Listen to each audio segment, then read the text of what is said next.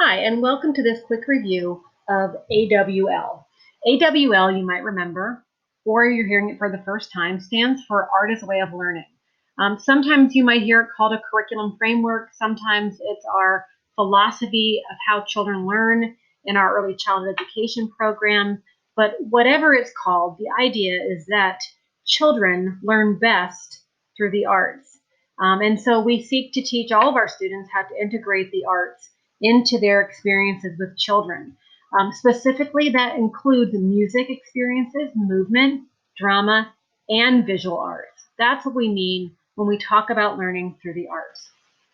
And here's just a quick idea to help you kind of visualize what we're speaking of. The pictures on the left, such as the child and the rainbow and perhaps the sunshine, and the bottom of maybe a frog face and some other little designs, are open-ended art where children make choices about their materials and what they want to communicate and how they're learning and growing. Through those images on the left, we can tell a lot about a child's ability and their development. Sometimes it teaches us also about their language, their physical skills, and so on. The pictures on the right, such as a hand turkey, have often been done using patterns.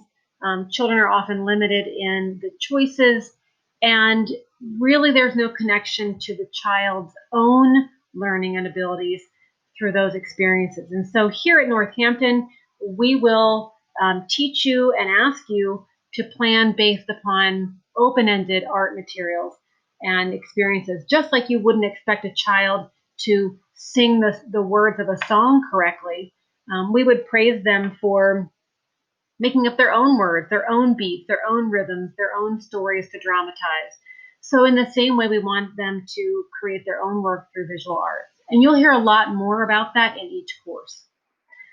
Very quickly, the guiding principles in Art as a Way of Learning say this. They say that art is a language in which we all communicate. It's the first written language that children use. Children use art. Art leads to learning, both for children and for us. Teachers guide learning, and we are also, as adults, learners ourselves and advocates. Art as a language means that it's a symbol system organized by elements and principles that we communicate information through. So in visual arts, it might be through paint or drawing. In music, through notes and tempo and things like that. Children use art. They use art to be creative and to demonstrate what they know, and it's really important for us to nurture that. Art leads to learning.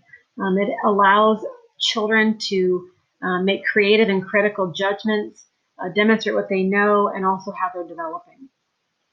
Adults are guides for children's learning, and they are a central thread to which we integrate learning across curricular areas to stimulate and stretch children's learning and spark their love of new ideas and creating new things. And then adults are learners and advocates. The arts, when they're central to a school, are dynamic because they create an environment where we are collaboratively teaching children through materials and opportunities that are rich and meaningful and supportive of their learning.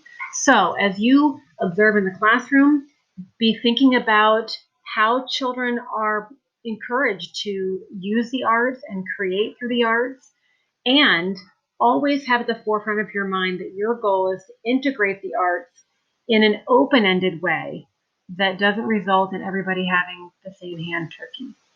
And we recognize that each one of you are on your own journey.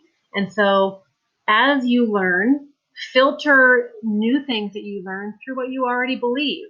And in doing so, you will develop your own philosophy based on evidence-based practices.